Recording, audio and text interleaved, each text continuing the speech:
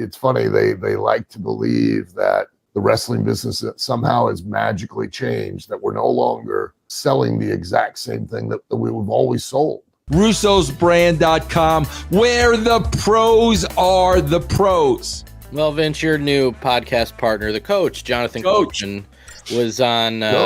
If our brand members don't know, tell them about the show with the coach so they can go support you. That yeah, me and Coach do a show that's kind of like half sports, football, wrestling, everything involved on Sportskeeda, betting.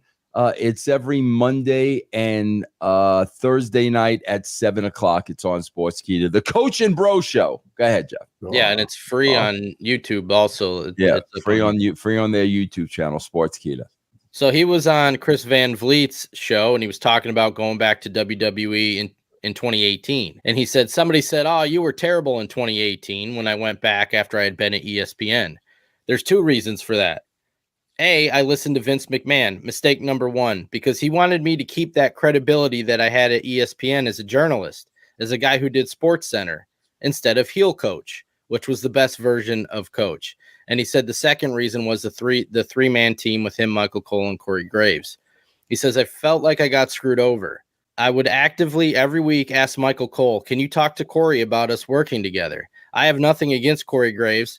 I've known Michael Cole since 1999. But if they don't want to work with you, there's nothing you can do. And Corey never wanted to talk to me. I never had one conversation with Corey Graves. And I tried, and that's okay because that's kind of how the business is. I was never going to take his spot.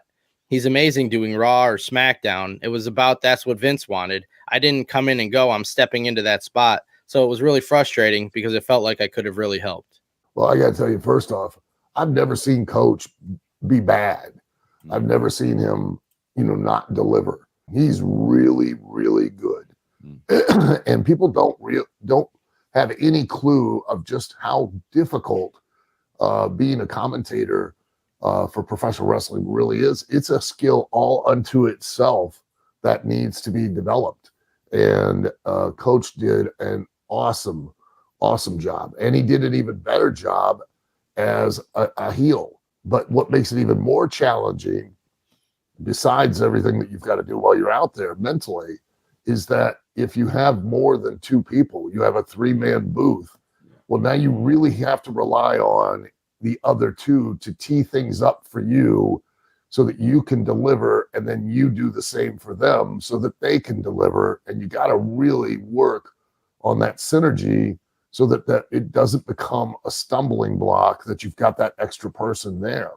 And yeah, I would imagine Corey Graves probably was threatened because Coach had been there prior and had such a great run while he was there prior to leaving for ESPN. And I'm sure that Corey probably wasn't as cooperative as he probably could have been, and how that could have done a very good job as far as a three-man team. Because Michael Cole, he's not there for that length of time by accident.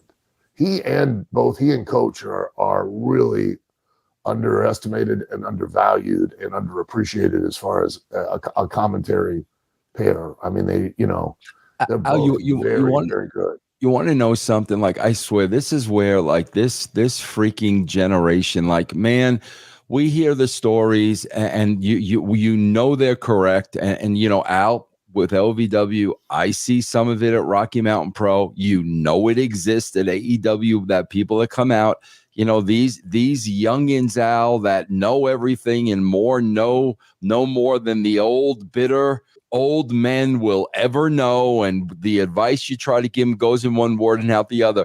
It's so funny, bro, because I did a show with Coach yesterday, and Coach is one of these guys, bro, that, like, he leaves the voice message. You know what I'm saying? He won't text you or anything. He'll leave the voice message. And, bro, I'm kind of, treading into new territory with, the sports betting and, football picks and all this, that, and the other thing. So he leaves me this voice message, and he's trying to be so careful in giving me advice. You know what I mean? Like, he's trying to kind of, and I called him back and I'm like, bro, you were on Sports Center. Like, you think I'm not going to listen to every single thing you tell me with the experience that you have?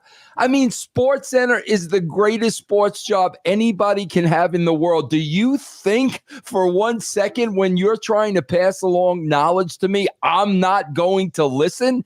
And that's why when that dawned on me, like at 63 years old, I'm learning from a guy a lot younger than me. And then I'm thinking about these young wrestlers today that are, thanks, but no thanks.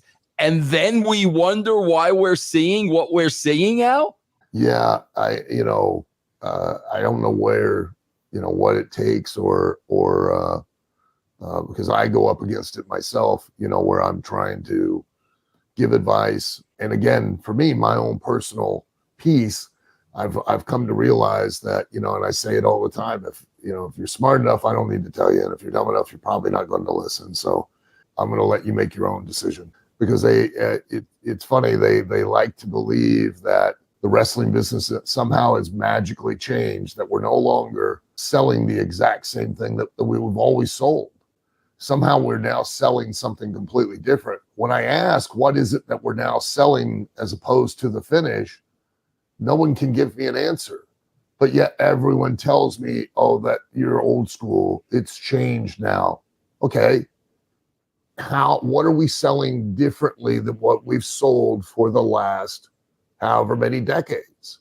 If you can tell me that, I'll agree. You're right. It has changed. And I'm not going to disagree. There are aspects of it that have changed. It has grown. It has evolved.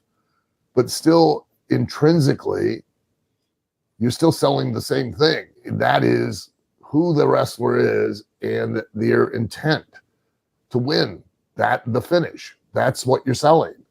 And if you have people that have successfully been able to do that, it would just make common sense for you to listen to that direction or that advice, because contrary to popular belief, that stove is still hot.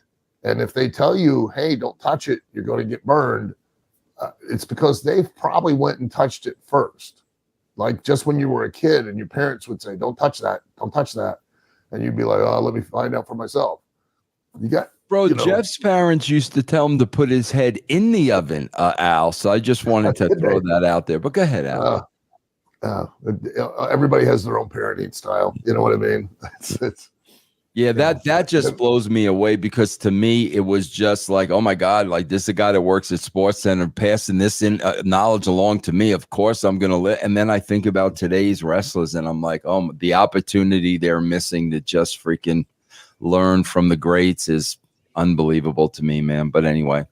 Yeah, I tell everybody the same thing. I don't care how you go about doing it. That's up to you. That's because when you step in the ring, there is literally nothing that anyone can do to help you. And there's nothing anyone can do to hinder you from doing your job. And your job is not to have a great match. Your job is to have a match that will motivate people to want to see you again, repeatedly, time after time. Yeah. That's your job. And you're right. Some fan base is going to only appreciate the quality of what they think the match is. But the vast majority of the fan base are going to only appreciate how well you communicated with them, your personality, that they can now live vicariously through you or relate to you in some manner. So they can want to see you win or want to see you lose. At the end of the day, that's it. And in order to do such a challenging job, you've got to really create such an emotional connection with the audience so that will motivate them to continue to watch. And now that's the thing. Like to sum it up, like I'm going to sum it up real simply, and you can you can argue with me till the cows come home. I don't care. I've been watching this for a very long time. Evolution, whatever you want to call it. Here's the bottom line. And here's why I'm not a fan anymore. Because when I watch it, Al, I don't believe it.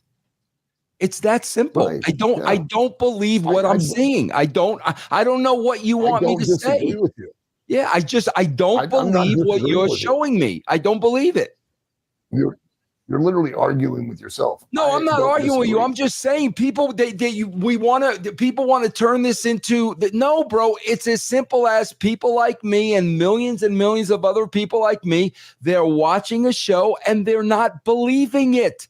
That's that, period. You say whatever you want, period. And the crazy thing is that as long as you can believe in who that person is, you can believe in absolutely anything they do. Look at all the crazy stuff you guys used to come up with Austin when he would come in and do stuff with McMahon, riding a four-wheeler into the arena. Nobody went, hey, how did he get that in there? Oh, that's not real. He drove a beer truck in and sprayed, Vince and everybody in the ring down with beer out of a fire hose. Nobody went, hey, wait a minute now. They just accepted it because they could believe in him. And so therefore they were able to believe in any of those types of circumstances.